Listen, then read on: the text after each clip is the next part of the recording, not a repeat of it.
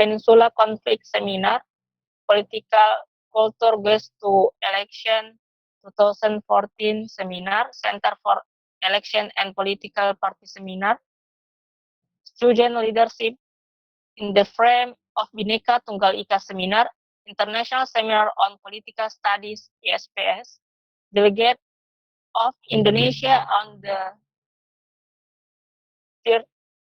34 ASEAN Summit in Bangkok 2019, Delegate of Indonesian Student Association in Thailand on the International Symposium of Indonesian Studies Association in Asia Oceania 2019, Delegate for the 2019 International Conference on Sustainable Development, Columbia University, New York, USA. And the next membership organization, Faculty of Social and Political Science Student Executive Board as staff of Academic Intellectual Development 2014 until 2015.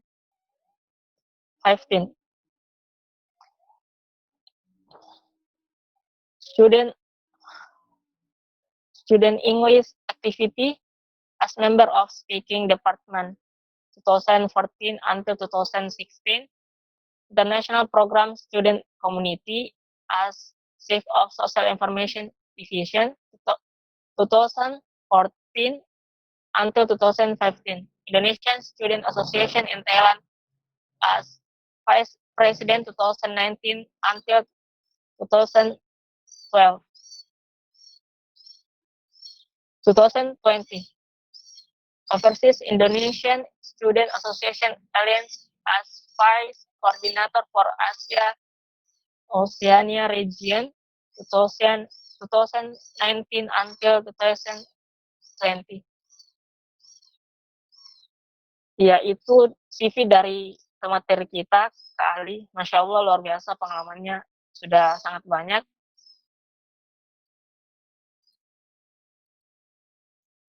Jadi mungkin untuk tanpa berlama-lama lagi, saya persilahkan kepada pemateri kita Kak Ali untuk menyampaikan materi kita pada malam hari ini. Silahkan Kak. Oke, Assalamualaikum warahmatullahi wabarakatuh. Selamat malam teman-teman semuanya, waktu Yogyakarta ya. Saat ini saya sekarang di Yogyakarta, tapi asli Makassar. Seperti yang dijelaskan oleh MC moderator bahwa saya alumni Universitas Muhammadiyah Yogyakarta tahun 2013, mengambil jurusan ilmu pemerintahan untuk international program, terus melanjutkan S2 setelahnya di Thammasat University Thailand, Bangkok, mengambil jurusan studi Asia Pasifik, studi Asia Pasifik dengan full beasiswa gitu. Jadi sebelumnya saya ingin menanyakan kemarin apalagi namanya yang LO ya, liaison officer yang mengontak saya itu bahwa apakah ini sistemnya Q&A, jadi apalagi namanya moderator memberikan pertanyaan terkait apa yang ingin ditanyakan teman-teman, nanti saya akan menjawabkan apa ya. Pokoknya kalian sangat kepo tentang apa pengalaman terkait traveling, kuliah maupun beasiswa di luar negeri, bagaimana mendapatkan beasiswa di luar negeri itu tergantung dari teman-teman gitu. Jadi untuk sekarang saya tidak menyiapkan PowerPoint sebenarnya, tetapi saya mempersilahkan teman-teman semuanya yang hadir malam ini. Wah, alhamdulillah ini lumayan banyak ya, 72 orang, itu luar biasa sekali sebenarnya. Untuk memberikan pertanyaan bagaimana apalagi namanya terkait motivasi kuliah di luar negeri, bagaimana kuliah di luar negeri, terus berorganisasi juga. Kebetulan saya di pas kuliah di Thailand itu alhamdulillah bergabung di Perhimpunan Pelajar Indonesia Sedunia, mulai dari level dari Thailand, terus bergabung di regional Asia Oceania, dan sekarang menjadi Presidium Konsil atau Dewan Presidium di Perhimpunan Pelajar Indonesia Sedunia atau PPI Dunia secara keseluruhan gitu. Mungkin untuk moderator saya persilahkan jika apalagi namanya untuk bedah silahkan mempertanyakan apa yang ingin ditanyakan terkait motivasi dan lain-lain, saya akan siap menjawab. Baik, begitu untuk teman-teman semuanya. Ya. Saya mungkin Kak Oke, Eee, silakan. Kira-kira, apa saja kan, saya tadi juga sudah baca CV dari Kakak, Mhm. eee, yang mau saya tanyakan, apa saja persiapan, Kakak, terutamanya pada saat mendaftar beasiswa, eee, kemudian ya itu, Kak, apa saja persiapan yang dipersiapkan, dalam proses pendaftaran beasiswa? Oke, Gitu. terkait pendaftaran beasiswa ya, sebenarnya, apalagi namanya pendaftaran beasiswa itu banyak sekali sudah ya informasi terkait beasiswa, bagaimana tata cara pendaftarnya. Mungkin beberapa dari teman-teman yang kuliah di luar, nggak hanya di Thailand itu sudah share beberapa informasi terkait blog dan, di blog mereka atau kalian bisa mengikuti Instagram PP Dunia sebenarnya mereka punya program khusus untuk, sharing informasi beasiswa. Tetapi mungkin saya akan share sedikit terkait perspektif saya ya, ketika untuk, mempersiapkan segala, dokumen-dokumen yang sangat ribet itu untuk, persiapan beasiswa saya untuk kuliah di Thailand. Nah, saya cerita dari pengalaman dulu, sebenarnya yang paling utama, apalagi teman-teman sekarang mungkin masih SMA atau S1, yang paling utama itu adalah dipersiapkanlah motivasi dulu. Jadi, banyak nih, teman-teman kan pengen banget kuliah S2, tetapi kita lihat posisi S2 itu, apakah, teman-teman tujuannya untuk mengembangkan karir ke depannya sebagai akademisi, atau emang, teman-teman berfokus untuk berkarir untuk hal lain gitu. Jadi, kembali ke motivasi dulu. Terus kedua, mulai dari sekarang saya sarankan, untuk mengembangkan bahasa Inggris atau bahasa lain. Maksudnya, bahasa Inggris itu paling penting, di teman-teman mau kuliah itu bahasa Inggris sampai sekarang pun walaupun dalam negeri ya, misalkan teman-teman ada beasiswa LPDP dan lain-lain, itu juga, secara persyaratan membutuhkan bahasa Inggris gitu. Apalagi untuk kuliah di luar, kayak Thailand aja, apalagi namanya, negara yang tidak mayoritas bahasa Inggris, mereka membutuhkan, bahasa Inggris sebagai salah satu syarat. Tetapi, perlu diketahui bahwa teman-teman juga, bahasa Inggris itu bukan segalanya gitu.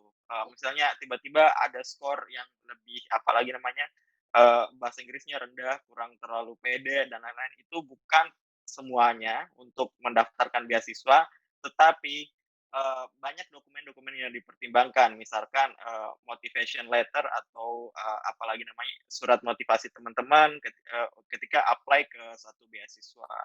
Terus, rekomendasi dosen. Jadi, rekomendasi dosen itu juga sangat perlu ya, ketika teman-teman kuliah di S1 atau sekarang masih SMA, itu, guru atau dosen itu pilihlah dosen yang paling dekat dengan kita, bukan hanya misalkan berdasarkan rektor atau apalagi namanya harus profesor, tetapi dosen yang benar-benar mengenal teman-teman gitu. Sebelumnya saya boleh minta tolong yang lainnya buka kamera kayak saya kayak ngomong dengan orang foto gitu, untuk teman-teman yang lain juga. Mmm, nah itu beberapa dokumen yang harus dipersiapkan, terus, study plan itu adalah kayak rencana studi. Jadi semuanya itu harus dipersiapkan ketika mendaftarkan beasiswa. Nah, yang paling penting dari semuanya adalah mencari informasi.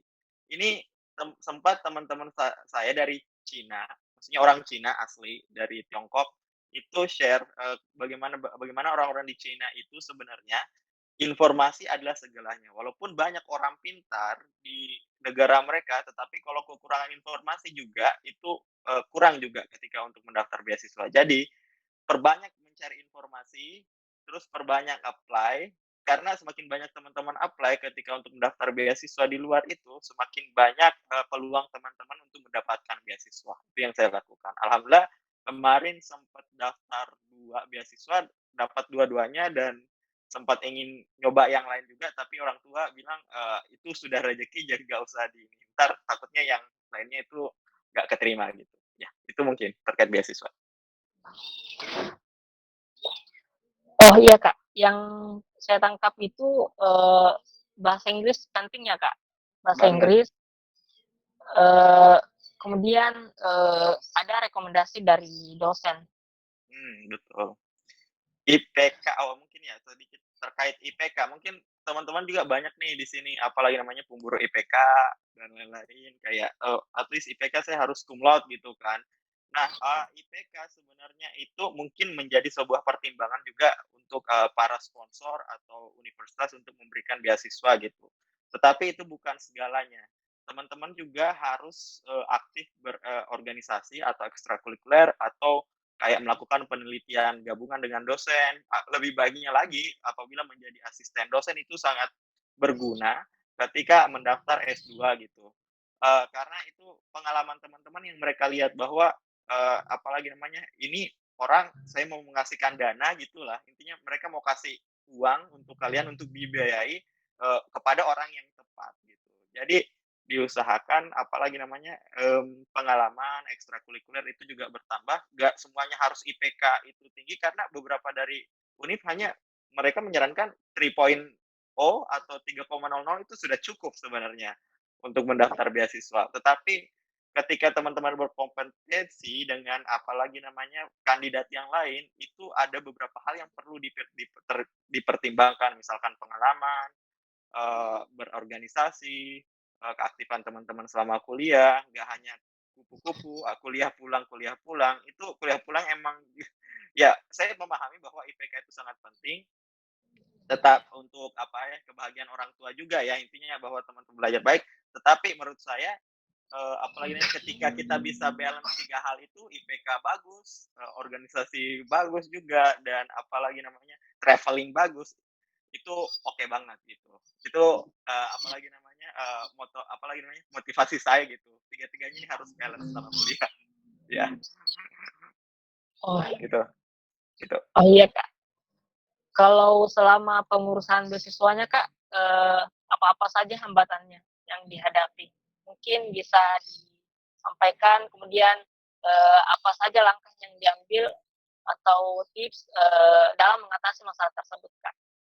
Oke, terkait hambatan ya, mmm, Ya Kak. hambatannya mungkin itu hanya males, mungkin ya, menurut saya males, males banget nyari informasi, malas mengetik untuk, motivation letter, malas bertemu dosen untuk nulis apa lagi namanya, bertemu untuk meminta surat rekomendasi, ya pokoknya menurut saya paling penting itu adalah malas. Jadi oleh karena itu, kembali lagi ke teman-teman, motivasi teman-teman apakah, bermimpi untuk kuliah di luar negeri, foto-foto di depan negara-negara, maksudnya ikon-ikon negara yang teman-teman target untuk itu kembali lagi di situ.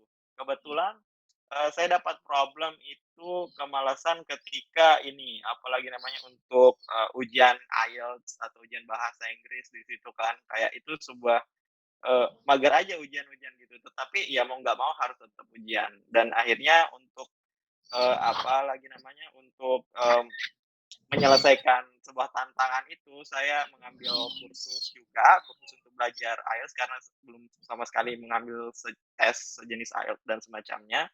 Ya, akhirnya saya beranikan misalkan kursus di kampung Inggris, Pare di ini, di Jawa Timur.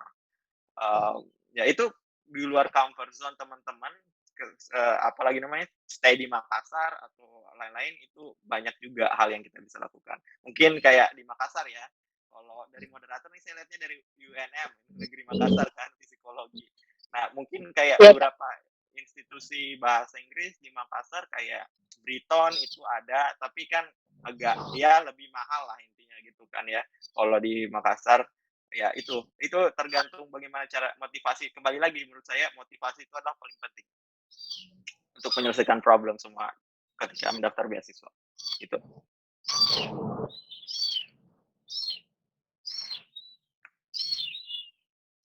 Oh iya Kak, ini ada Oke, yang bertanya dari Hana Nur Salsabila. Selamat malam Kak, ingin bertanya, gimana sih cara tips dan trik untuk buat motivation letter yang baik dan benar? Apa langkah ide awal apa langkah ide awalnya untuk membuat motivation letter tersebut? Itu Kak. oh, oke, Motivasi. motivation letter ya, sebelumnya ini pernah saya share juga ke teman-teman perhimpunan Nahdlatul Ulama, sempat juga diundang terkait motivation letter. Motivation letter itu banyak, apalagi nama-nama lainnya seperti, statement of purpose, itu juga motivation letter juga, letter of motivation itu sama sebenarnya. Untuk tips and trick menurut saya sendiri bahwa pertama-tama adalah, kembali lagi, teman-teman itu melakukan ekstrakurikuler atau kegiatan yang lebih dibandingkan teman-teman lainnya selama kuliah. Jadi yang paling pertama adalah create your story gitu, buat, cerita Anda. Jadi ini sebenarnya proses yang paling lama ketika kita menulis motivation letter, karena menulis itu gampang banget sebenarnya. 1 bulan tuh udah bisa selesai, tetapi untuk, membuat cerita ketika kita mau tuangkan ke motivation letter itu yang butuh proses, dan itu proses ketika teman-teman kuliah. Teman-teman ikut, apalagi namanya, konferensi internasional, itu sebuah nilai plus untuk ditulis di motivation letter. Terus kedua, apalagi namanya, ikut ekstrakurikuler, BEM dan lain-lain, terus, jadi tim teaching atau asisten peneliti. Nah, seperti yang kita tahu bahwa motivation letter itu adalah tujuannya untuk meyakinkan ke sponsor atau universitas bahwa selama kuliah kita sudah melakukan hal ini gitu. Misalkan, seperti, teman-teman ingin mendaftar ke, kuliah, apalagi namanya, kebetulan saya ini ilmu politik, ya saya menyantumkan di motivation letter saya bahwa saya ingin melanjutkan, ke jenjang lebih tinggi untuk mempelajari politik, dan untuk proof-nya bahwa saya benar-benar mau untuk belajar politik, lebih lanjut dengan apa yang sudah saya lakukan. Misalkan dari penelitian yang saya lakukan, terus membuat relasi ke dosen-dosen, apalagi namanya, terus, selama ekstrakurikuler kita banyak mengadakan, kegiatan-kegiatan yang membahas politik dan lain-lain. Itu menunjukkan bahwa teman-teman itu punya motivasi yang kuat untuk meyakinkan ke, sponsor atau pemberi, beasiswa maupun universitas yang teman-teman daftar gitu. Itu tips and trick. Jadi selama S1, kalian buat story kalian sepositif mungkin, dan itu gampang banget nanti setelahnya akan ditulis di motivation letter gitu. Oh iya Kak, jadi itu untuk Kahana Nur Salsabila, jadi buat ceritanya sepositif mungkin. Ya, itu yang perlu diperhatikan supaya nanti lebih mudah eh, di motivation letter. Oh iya, hampir Selanjutnya saya Kak, boleh saya hampir oh iya lupa Kak, tadi, ya setelah itu kan emang buat motivasinya itu gampang setelah kita banyak story, tetapi kedua ketika teman-teman mendaftar beasiswa tertentu nih, teman-teman harus melakukan, research atau, melihat lebih detail apa sih sebenarnya, visi, misi, terus tujuan dari pemberi beasiswa tersebut. Karena, sorry to say bahwa pemberi beasiswa itu nggak ada free lunch gitu. Mereka menginginkan apalagi namanya feedback atau timbal balik dari teman-teman setelahnya. Jadi itu yang paling penting. Misalkan misinya untuk, apalagi namanya, memperkuat relasi Indonesia Thailand, relasi hubungan luar negeri Indonesia Thailand, itu mungkin ya itu bisa masuk di sana. Jadi teman-teman harus pahami di situ juga ketika mendaftar beasiswa dan dicantumkan di motivation letter. Yo. oh iya Kak, selanjutnya ini ada pertanyaan dari Aulia Fazri. Apa yang Kakak lakukan ketika sedang merasakan rasa malas? Padahal tugasnya sudah deadline, Kak. Mungkin bisa Oke. dijawab, Kak. Oke. Mmm, Malas ya, sebenarnya saya juga tipikal yang agak malas emang.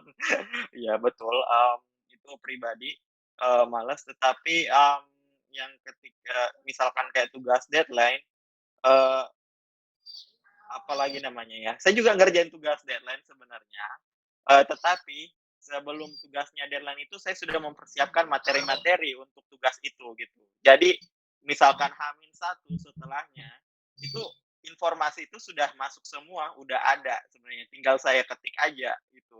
Jadi, kalau misalkan ada tugas deadline itu saya mainkan strategi aja, strategi bagaimana menghandle tugas kalau tugasnya emang agak berat saya kerjakan seminggu sebelumnya, dan misalkan kayak disuruh tulis esai atau paper sekitar 3.000 sampai 4.000 kata itu butuh waktu lama, jadi saya kerjakan 4 hari atau 3 hari. Terus kalau misalkan tugasnya agak mudah, H-1, tetapi saya sudah dari awal dari HP, kan teman-teman juga sekarang gampang banget mengakses semua informasi. Jadi walaupun saya kayak lagi nongkrong atau lagi, liburan, traveling dan lain-lainnya, saya mulai searching apa yang sebenarnya apa informasi-informasi atau data yang dibutuhkan selama tugas. Terus kalau terkait ujian ya, terkait ujian H-1 sebelum ujian, saya belajar jujur, saya belajarnya agak-agak 2 hari atau H-1 sebelum ujian, tetapi strategi saya adalah saya membuka ruang diskusi bareng teman-teman gitu. Jadi sebelum ujian kita mengadakan diskusi dan emang ada teman juga yang sudah belajar jauh-jauh hari, jadi mereka sharing informasi di situ apa yang mereka pelajari. Jadi ketika H-2, H-1 kita mendengarkan mereka untuk apalagi namanya untuk selama belajar itu semakin cepat kita tangkap sebelum ujian. Jadi perbanyak berdiskusi sebelum deadline ujian maupun tugas itu sangat penting untuk mengatasi kemalasan gitu. Itu tips and trick saya secara pribadi. Mungkin yang lainnya punya apalagi namanya strategi yang lain gitu.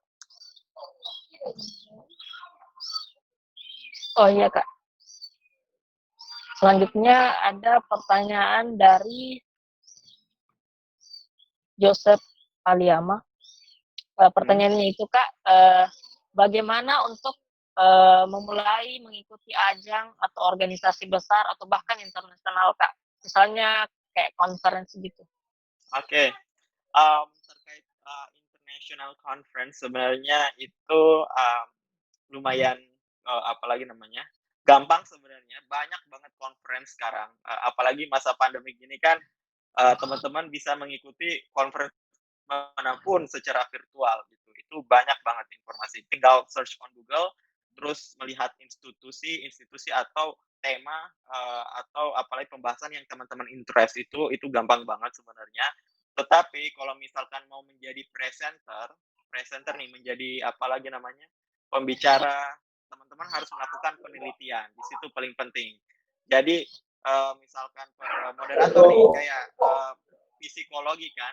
Jadi nanti moderator bisa mencari di Google search gitu conference tentang psikologi itu banyak banget. Jadi tinggal tinggal lihat teman-teman tertariknya di mana, negara mana, itu banyak banget. Nah, kalau terkait ini juga sering banget nih yang menjadi kendala. Kak, saya mau ikut conference nih, tetapi ya itu kan butuh dana gitu kan. Untuk strategi saya itu adalah cobalah untuk mengajukan proposal ke universitas kalian masing-masing gitu. Mulai dari level jurusan, level fakultas hingga level pusat gitu di dekanat atau rektor gitu. Coba kalian mengajukan itu sebisa mungkin mereka akan support jelas. Itu yang saya lakukan dan alhamdulillah beberapa dari conference atau bahkan semua conference yang saya ikuti itu dari pendanaan dari kampus gitu dapatnya. Dan yang paling penting yang saya bilang adalah bukan mendekatkan dosen ya, apalagi namanya bekerja sama dengan dosen itu akan membuka teman-teman jalan lebar untuk mendapatkan funding. Gitu.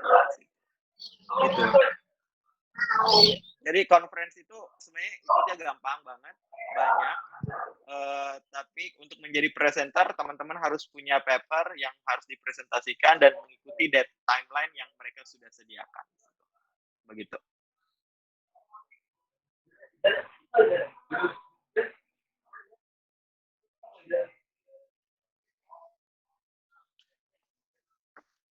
Silakan moderator.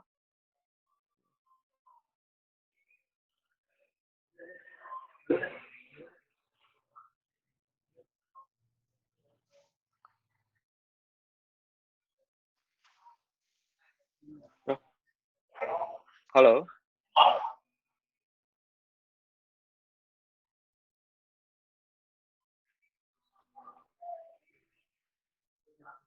Halo. Maaf Kak, tadi keluar dari room meet. Oke. Jadi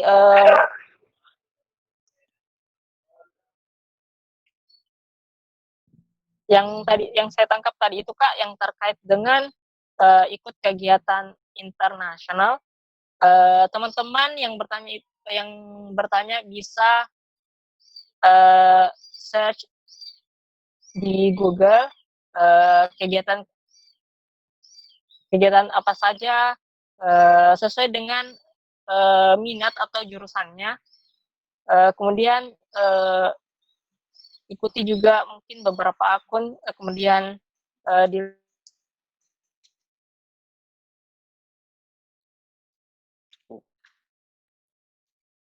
dan juga penting untuk bekerja sama dengan dosen karena itu bisa menjadi link untuk ikut di kegiatan internasional.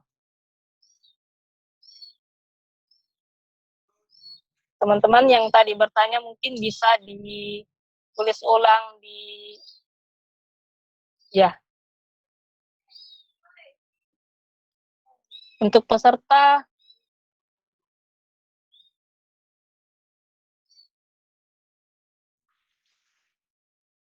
ya, ini Kak ada lagi Ya. pertanyaan dari Andi Nur Anissa Salsabila.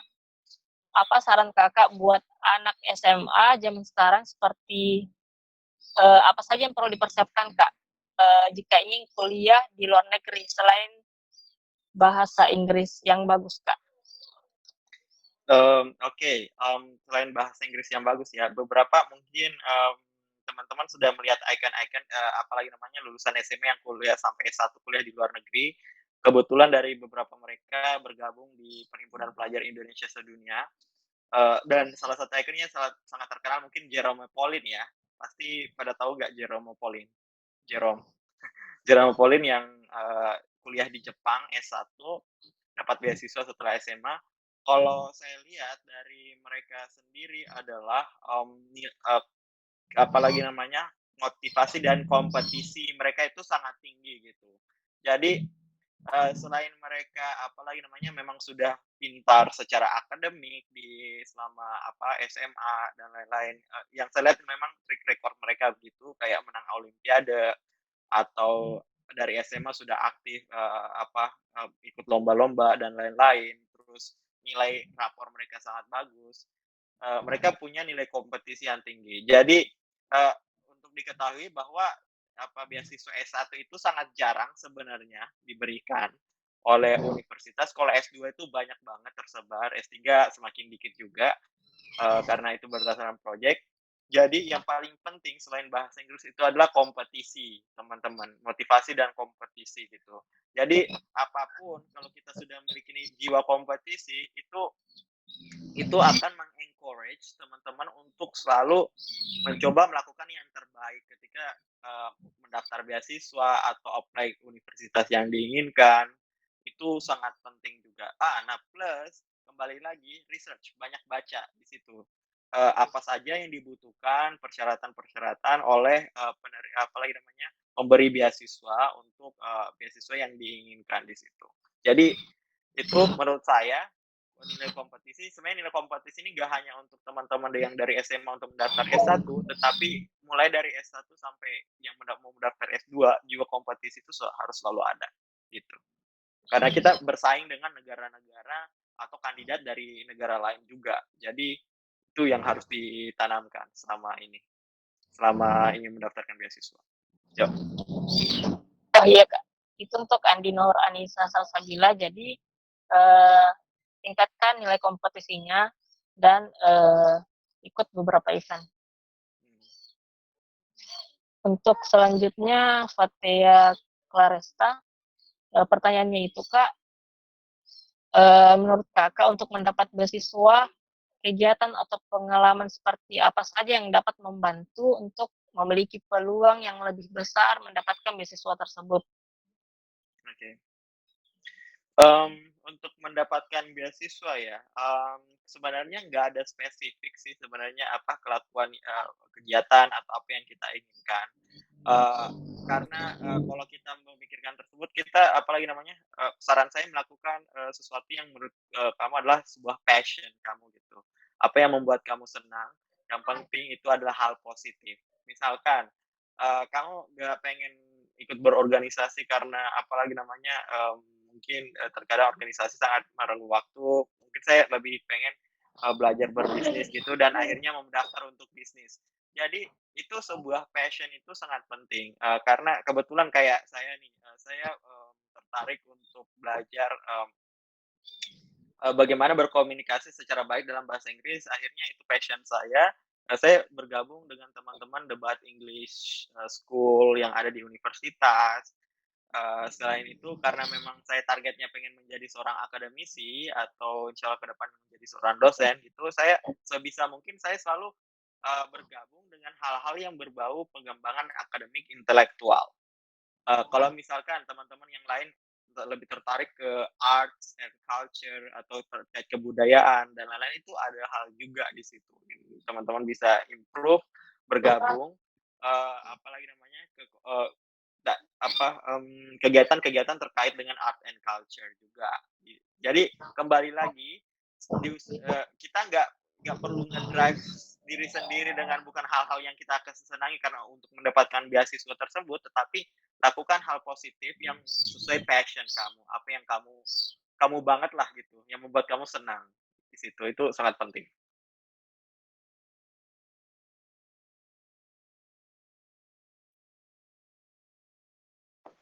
Ya, hilang suaranya. Oh iya, selanjutnya,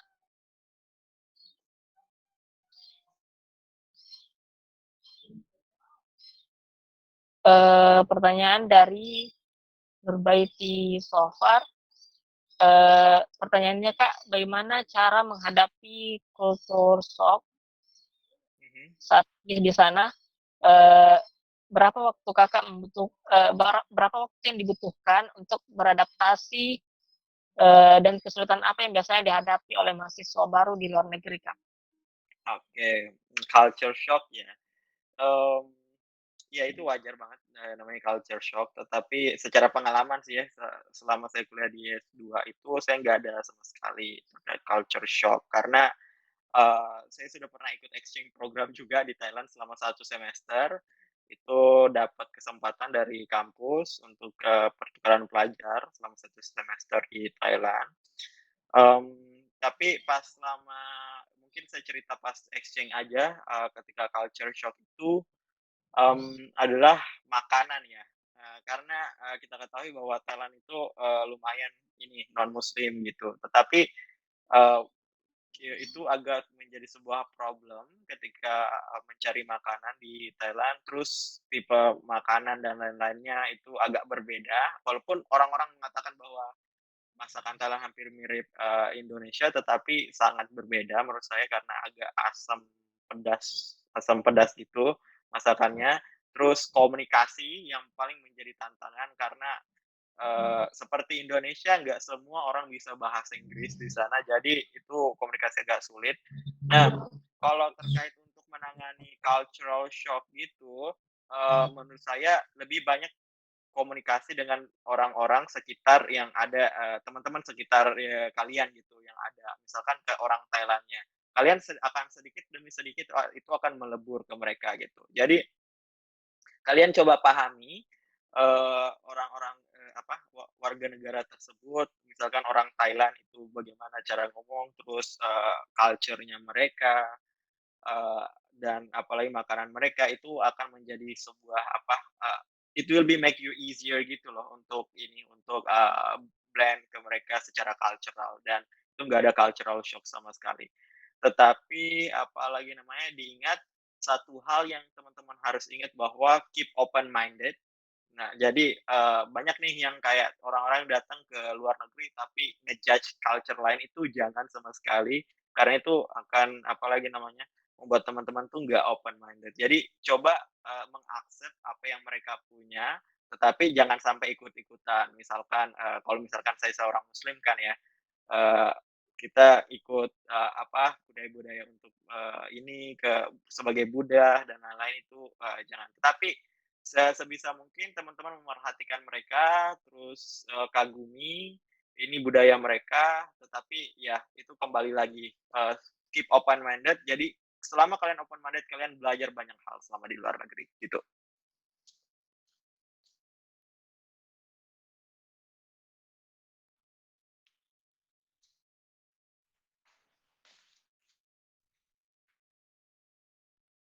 Halo?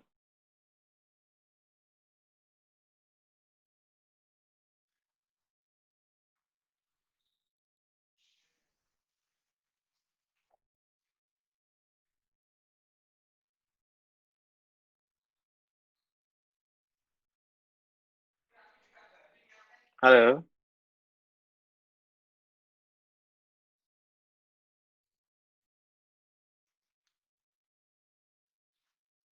Maaf, Halo? Yuk, iya Kak, maaf Kak. oke, Ya itu, santai. ya Kak. Sebelumnya saya mau nanyakan ini sampai jam berapa ya? Eee, sampai 20.30 Kak, sekitar 1 jam. Oke, 20.30 ya, berarti 9 menit lagi di sini. Iya Ya, Kak. lanjut. Jadi itu untuk tadi yang teman-teman bertanya terkait culture shock, jadi, upayakan untuk tetap berkomunikasi dengan lingkungan sekitar dan, Betul. iya, dan jangan, gampang judge, untuk, lingkungan, di luar negeri, gitu. Selanjutnya,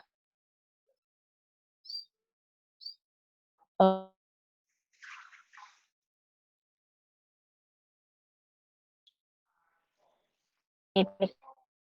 pertanyaannya itu, eee, oh iya Kak, di sini, katanya mau tahu informasi seputar beasiswa yang selama ini didapatkan, karena kan, mungkin sekarang ini banyak info-info beasiswa yang ternyata itu, palsu atau penipuan, Kak. Jadi Oh, mungkin ada saran, bisa disampaikan beasiswa apa saja, yang selama ini, Kakak dapatkan, Kak?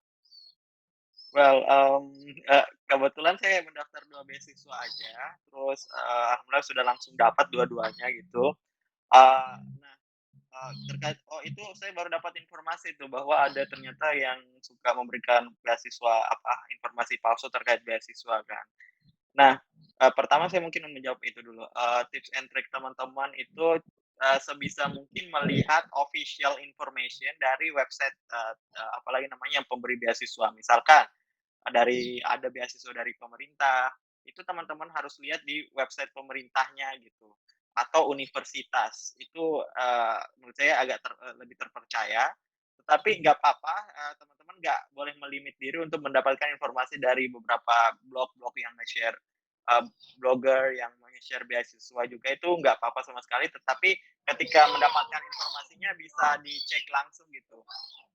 Terus yang kedua, alhamdulillah saya dapat, meng-apply 2 beasiswa, dua-duanya di Thailand karena emang pembukaannya pas saat itu dua-duanya di Thailand dan informasinya cukup cepat, dalam 2 bulan atau 1 bulan itu saya sudah dapat informasi bahwa saya keterima dan dapat beasiswa gitu.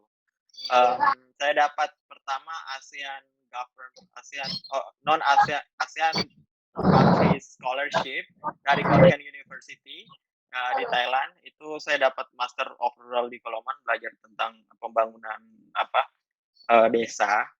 Terus kedua saya dapat dari Thai Royal Government Scholarship atau pemerintah Thailand, ini di bawah Kementerian Luar Negeri Thailand beasiswanya, itu, beasiswa relasi dari G2G atau government ke government. Itu apa lagi namanya, untuk spesifik kampus kayak kampus saya Thammasat University itu di Bangkok. Mmm, ini dia ini ini dia ini dia agak ini, apalagi namanya, eee, lumayan agak rumit untuk pendaftarannya, tetapi overall oke gitu. Jadi di Thailand itu sendiri dia nggak seperti beasiswa-beasiswa yang kayak di Australia atau di beberapa negara kayak Eropa atau Amerika. Kalian daftar langsung ke universitas, biasanya sudah di-provide beasiswa dan bisa langsung kuliah. Jadi nggak ada kayak gap, beberapa waktu untuk mempersiapkan keberangkatan di situ. Jadi itu di Thailand kayak gitu. Oh, iya, Kak. Selanjutnya,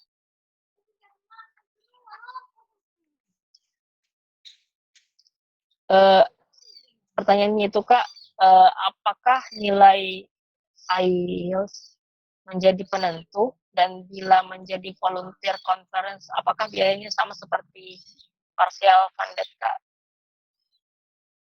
Oke, kalau seperti yang saya bilang tadi bahwa IELTS bukan penentu segalanya, nilai IELTS itu, tapi sebisa mungkin teman-teman bisa berbahasa Inggris dengan aktif. Karena beberapa elements atau dokumen itu juga sangat dipertimbangkan, untuk, mendapatkan beasiswa seperti, rekomendasi dosen, surat motivasi, terus studi plan, rencana studi selama di sana, terus medical certificate, itu banyak yang dipertimbangkan oleh mereka. Kebetulan, setelah saya ada mahasiswa yang daftar, itu IELTS-nya nggak mencukupi, tetapi nilai apalagi namanya, hal-hal yang lainnya itu sangat mendukung, keaktifan selama kuliah, nilai IPK, terus rekomendasi dosennya bagus, terus, motivasinya untuk belajar di program itu sangat bagus, dia keterima beasiswa ini. Padahal, ini beasiswanya lumayan kompetitif, ada sekitar seratusan orang lebih dari beberapa negara itu mendaftar dan dia keterima gitu. Jadi, jangan berkecil hati untuk IELTS, tapi saran saya jangan juga dibiarkan IELTS-nya sangat rendah gitu. At least, ada balance di situ nilai IELTS juga, heeh. Itu IELTS untuk itu. Terus terkait konferensi partial funded, ya, kalau konferensi sih biasanya kan emang kita harus bayar ya, tetapi ya sebisa mungkin bagaimana teman-teman mengakalinya untuk, sampai gratis gitu dengan cara mengajukan proposal ke kampus, proposal pendanaan itu banyak, contohnya di internet proposal pendanaan ke kampus atau bahkan ke pemerintah daerah teman masing-masing, itu biasanya ada dipersiapkan oleh mereka, proposal dana. Yang penting meyakinkan aja untuk, kegiatan apa yang ingin teman-teman lakukan. Kalau terkait partial funded ini baru pertama kali saya dengar, tetapi saya pernah dapat informasi bahwa banyak sekarang, apalagi namanya, kegiatan-kegiatan ya, itu yang mengatasnamakan konferensi ke 3 negara dan lain-lain itu dengan membayar sejenisnya terus dapat beasiswa parsial. Itu, teman-teman juga harus agak selektif ya, melihat kegiatan di situ karena ini, saya dapat informasi selama saya di Thailand bahwa banyak, platform-platform yang menyediakan iming-iming ku apa, konferensi di luar dan lain-lain, tetapi itu tujuannya hanya jalan-jalan. Jadi dimainkan oleh travel travel yang main pemain travel itu untuk ya mendapatkan keuntungan dari situ, dengan iming-iming bahwa education dan lain-lain. Jadi itu hati-hati di situ. Ya saya kasih ini, agak warning di situ, ada tuh yang kayak gitu, tetapi nggak semuanya. Oh iya Kak, ini tadi juga ada peserta yang bertanya, kan biasanya, eee, ada yang ikut, organisasi tapi hanya sebagai staf atau anggota Kak. Mhm. Apakah, tidak sebagai ketua misalnya, apakah, dia, itu juga, mempunyai peluang, yang besar untuk, mendapatkan beasiswa di luar negeri Kak?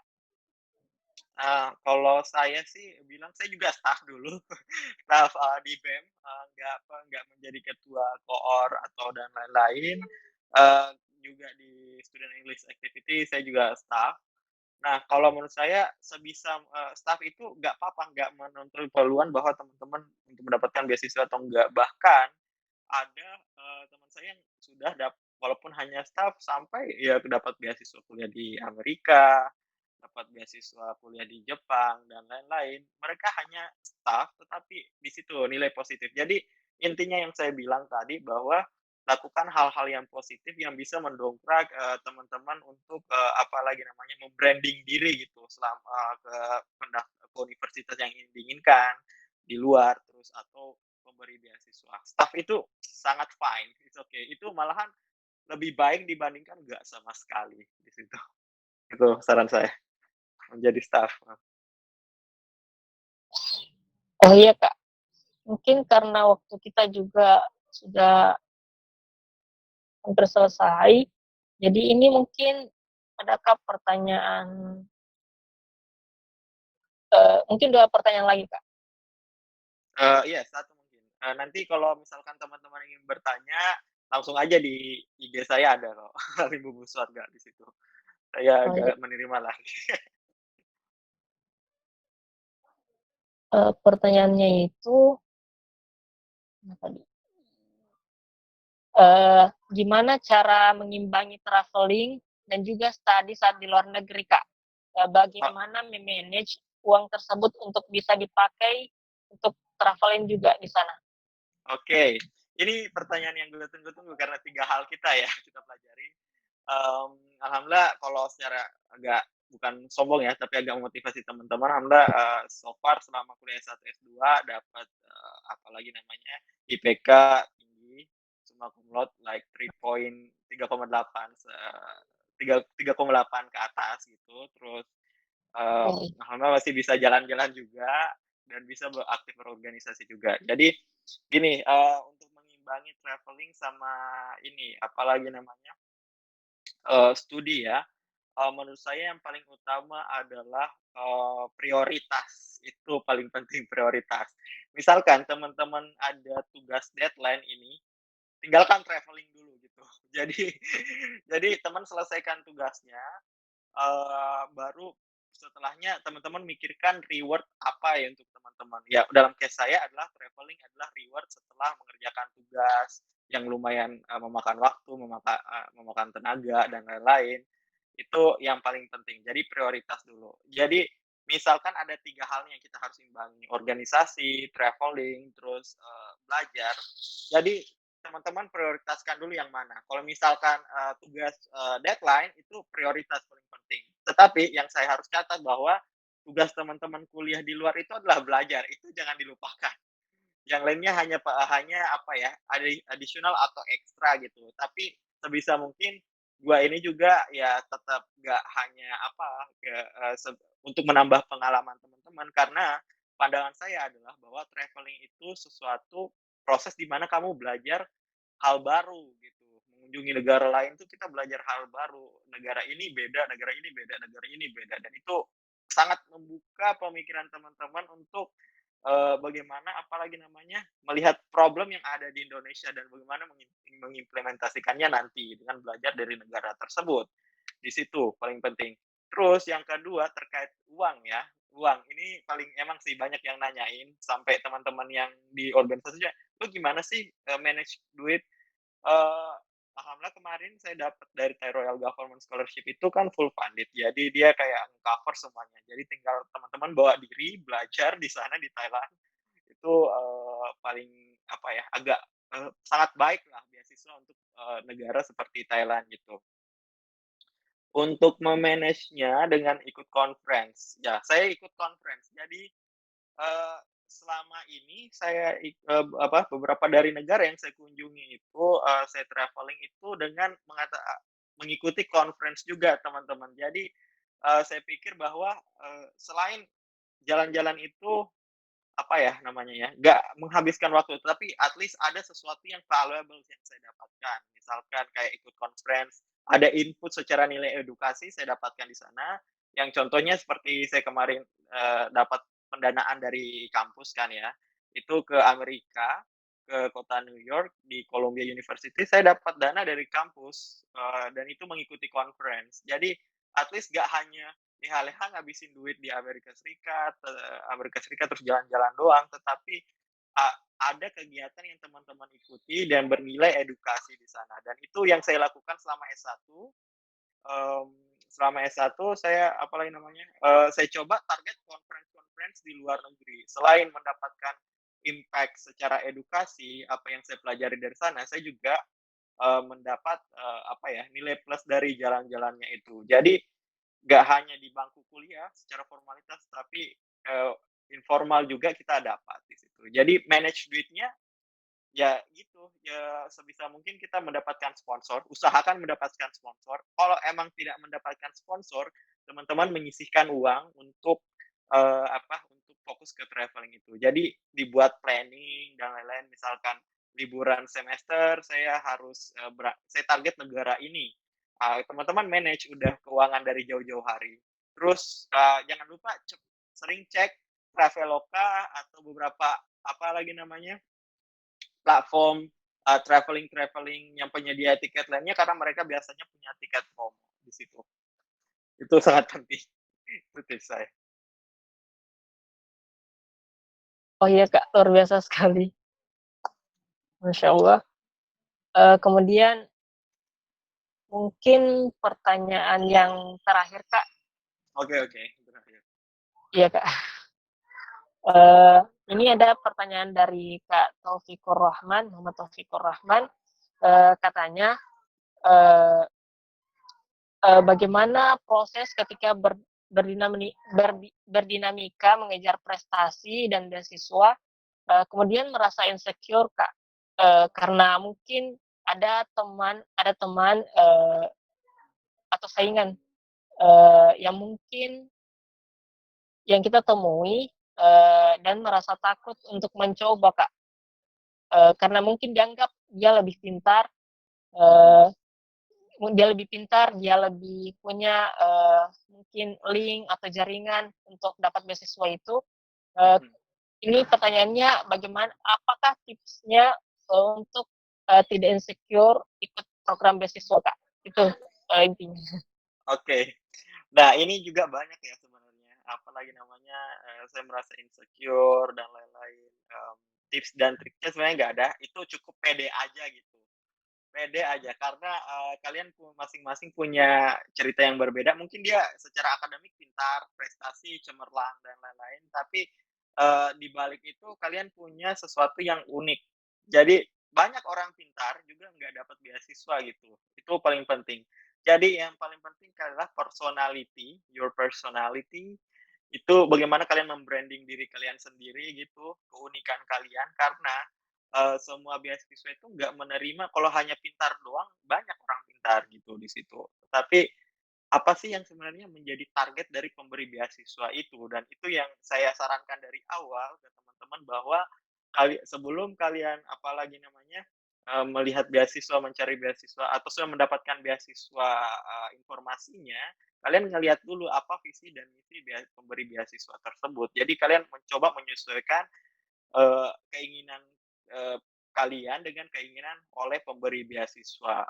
Nah, itu yang gitu, itu yang paling penting. Karena, apalagi namanya, yang seperti ya saya quote lagi nih dari teman-teman saya yang dari Tiongkok itu, bahwa orang pintar itu enggak semuanya mendapatkan beasiswa, tapi yang mencari informasi, yang membaca informasi itu adalah yang paling punya peluang besar dibandingkan ini. Eee, ini juga dari stage teman-teman saya dia memberi gambaran yang, kebetulan teman dari keterima di beasiswa Jepang, di Max Government Scholarship itu, pemberi beasiswa Jepang, itu dia menggambarkan bahwa, pemberi beasiswa itu akan memberikan, eee, orang yang cemerlang, terus punya pengalaman gitu. Terus keduanya itu adalah cemerlang, punya pengalaman dan rajin. Rajin, mencari informasi itu 3. Terus kedua itu adalah cemerlang, rajin, ekstrakurikuler rajin. Jadi, misalkan teman-teman biasanya cemerlang, tapi at least 1 tingkat kalian bisa bersaing di situ dengan, punya ekstrakurikuler, atau dengan misalnya kayak, selain selain nggak perlu ikutin hal-hal akademik sebenarnya, tetapi kalian punya sesuatu hal yang unik dan membuat mereka tertarik, itu punya possibility yang sangat tinggi untuk diterima di penerima beasiswa. Yes, dan kedua adalah bahwa jangan menutup diri kalian. Misalkan saya target nih hanya pengen kuliahnya di Inggris gitu. Wah, luar biasa nih teman-teman kayak pengennya, di Inggris aja gitu. Tapi, sadari juga kemampuan kita, kembali lagi ke kemampuan kita, misalkan kita lemah di bahasa Inggris tetapi memaksakan untuk kuliah di Inggris, jangan sampai teman-teman sampai berapa tahun nggak keterima karena hanya fokusnya di Inggris, dan semakin banyak saingan-saingan kalian yang akan muncul yang wisuda, mahasiswa-mahasiswa yang sudah wisuda itu mungkin mereka akan mencari beasiswa. Jadi itu akan mempertambah apalagi namanya saingan teman untuk mendapatkan beasiswa. Jadi sebisa mungkin kembali ke apa, diri kita sendiri bahwa mengetahui kemampuan kita sampai mana gitu. Mungkin ya untuk sebisa kayak daftar di Malaysia atau LPDP dalam negeri itu kalau emang ada problem di bahasa Inggris, mungkin begitu.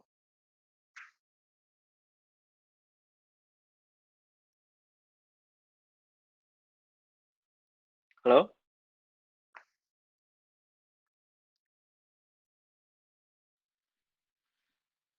Pertanyaan terakhir, teman-teman, karena kita sudah kurang lebih 1 jam kita sudah 1 jam lebih berlangsungnya materi.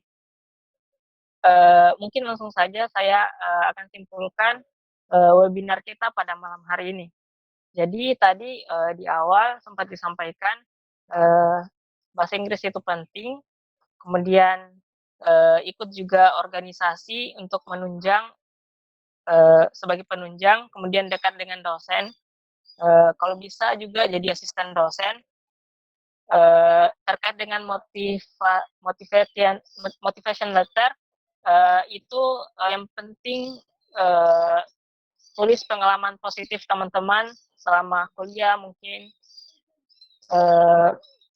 Kemudian ketika malas, strateginya itu kalau misalnya ujiannya dilakukan min 1 hari atau 2 hari, lakukan diskusi dengan teman, buka ruang diskusi, mungkin dan dari situ teman-teman peroleh pemahaman terkait materi yang teman-teman dapatkan, materi yang teman-teman dapatkan. Kemudian terkait ikut kegiatan internasional, teman-teman bisa search di Google terkait conference internasional, atau mencari link di beberapa akun, dan pastikan bahwa lembaga tersebut memang istilahnya betul-betul asli. Jadi karena sekarang ini juga banyak yang beasiswa yang mengatasnamakan beasiswa tapi bukan program dari pemerintah. Kemudian passion juga penting. Kemudian ketika kuliah di luar negeri, belajar memang penting, tapi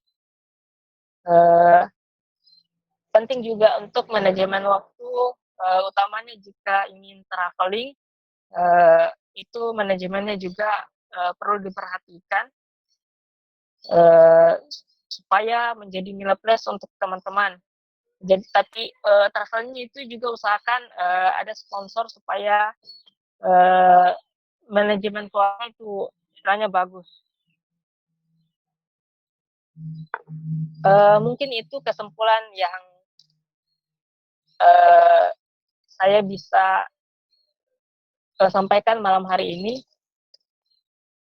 Tunggu dulu teman-teman untuk yang link presensi. Sebelumnya kami berterima kasih banyak kepada Kak Alim sudah menyempatkan waktunya untuk menyampaikan materi pada malam hari ini. Luar biasa sekali Kak. Saya sendiri sangat bersyukur diamanahkan jadi moderator. Saya sekaligus bisa mendapatkan materi dari Kakak karena salah satu goals yang goal saya itu juga semoga bisa kuliah di S2 di luar negeri. Amin. Amin untuk teman-teman semuanya. Begitu pun dengan teman-teman semua. Statement saya, teman-teman saya quote dari mendiang Steve Jobs, dari pendiri Apple, CEO Apple dulu, stay hungry, stay foolish. Intinya tetap merasakan lapar, tetap merasa bodoh, karena selama kalian merasa lapar, merasa bodoh, kalian harus tetap mencari untuk survive dan tetap belajar gitu. Di situ yang paling penting. Iya Kak. Stay hungry, stay foolish. Mungkin kita akhiri webinar kita pada malam hari ini. Terima kasih untuk teman-teman semua sudah menyempatkan hadir di webinar yang kami laksanakan pada kesempatan ini.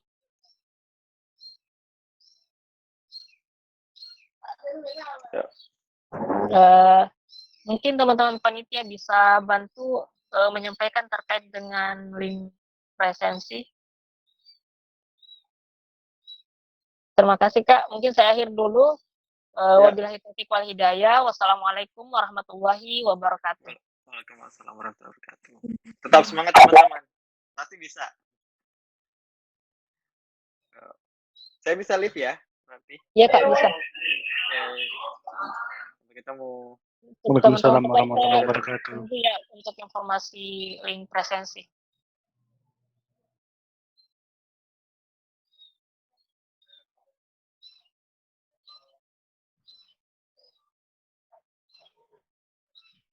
untuk teman-teman panitia mungkin bisa bantu karena WA saya juga bermasalah jadi kurang bisa berkomunikasi.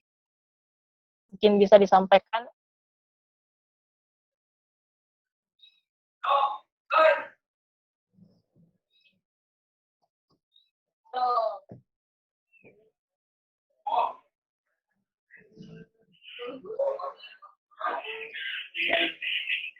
Tunggu ya teman-teman.